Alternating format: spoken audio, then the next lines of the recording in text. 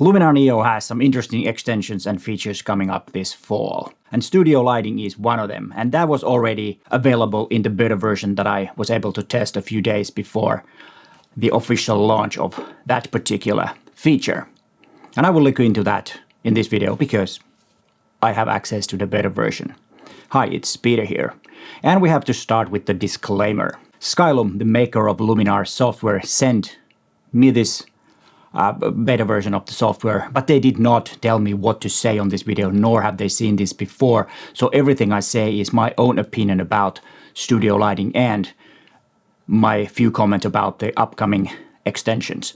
I was attending their affiliate briefing the other day where they explained everything, and the screenshots that I have or the photographs that I have about the new extensions that are coming up on fall are provided by Skylum. And the part where I'm talking about studio lighting, that is a part where I actually used it. But let's start with the new extensions and features that are coming up. And the first one is GenErase. What it does, it will remove distracting object from your photographs if you want. It will use content-aware fill type of AI image generating. So it works in a way that Photoshop's generative fill works. But I don't think it can add any object to the scene like Photoshop beta version can do. So this is just for removing distracting object from your images. And I think this type of AI is very handy. If you have something sticking from the side of the image, you can easily remove it with a GenErase. And I think this is a really good tool for photographers.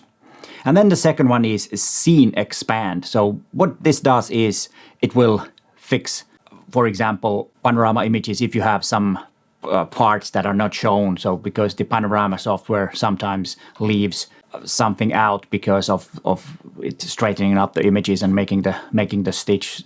And with the SceneExpand, you can fill those places. And as I said, these tools are not available yet, so I just can tell you what they are. I haven't actually tested them yet, so I can't say anything about how good they are, but I will, when those come available, I will make videos about them and show you how they work. And then you have SceneSwap that's also coming. That can replace the sky or the foreground for your images. Okay, sky swapping has been a part of Luminar Neo already, so this is probably some variation of that. But of course, the new thing is that you can replace the foreground too. So this sounds also quite interesting if you want to make some fantasy landscape so that it will generate an image from scratch. I don't know how that will work, but like I said, I will get into that when we get to actually use it. Then we have Water Enhancer. And this is a really good, as you see from this sample image that Skylum has, that when you're taking photographs of water, it usually gets ugly looking. It's brown or something. And this AI can recognize the water and make it look more pleasing. So it's all about the angle of reflection and what the color reflects from the surface of the water. And this will fix if you have some odd colored water, like it many times is. And this one is also quite interesting and to see how that actually works. And then there is one which called Neon and Glow. And this adds neon glow to your images. And yeah, this is something I might not use, but if it's there, I might test it and see how that works on images. Of course, if you made some fantasy portraits or if you make some, this type of images like they provided us, yeah, why not? But to be honest, it is not something that I would use that much. But as I said, once we have it, we will test it and see if that's something that works for me or that works for you. Because, image editing, there are no limits. There are only bad photographs and there are only good photographs. And sometimes over editing makes a good image bad. But usually you can make a bad image look good by image editing. So if you have a good starting point and you know what you're doing, what you're aiming for, then all these types of neon enhancements and water enhancement, all of that type of things are quite useful. I personally have used the Luminar Neo for portrait editing. It's really fast and convenient because you don't have to wait for masks, because it's kind of like automatically detects the eyes and the skin and everything. So it's easy to enhance portrait. And here is a example of a, well, not that good of a portrait. It's a very dull light, and that's why I wanted to test this studio lighting on this particular portrait. You can tweak all kinds of things. You have, you know, dots and rays, and then you have different textures.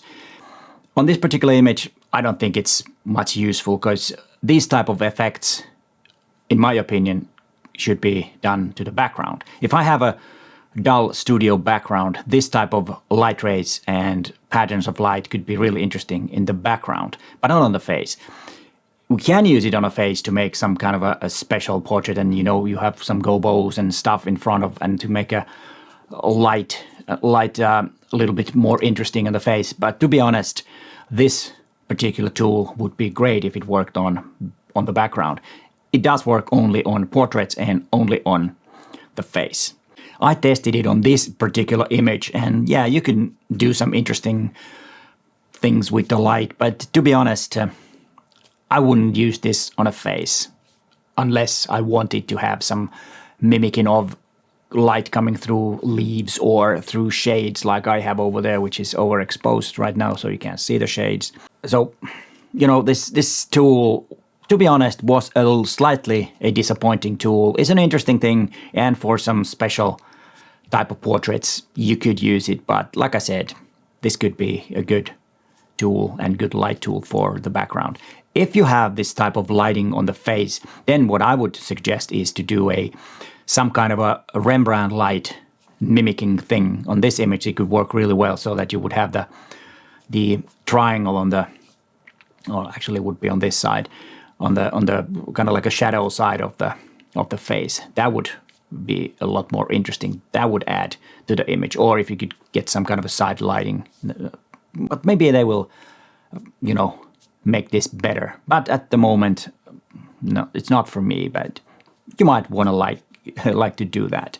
And if you're not familiar with Luminar Neo, now they have an early bird offer that lasts from today until the 27th of August. They have different prices for different levels of getting the extensions, and of course different prices for if you already have Luminar Neo and want to add these to your toolbox inside Luminar Neo, then check out the link that I have, because it was a bit confusing the way they work, because they have changed the way of paying for the software. But the best way is to click the link down below and check what is your price, because it will show you the price of the software and the extensions, you know, based on what you already have. So that's the best way to do, but do it before 27th of August, because then the early bird offer ends. And 31st of August, you will get the studio lighting when it's available. But I hope you enjoyed this video, and I do have a video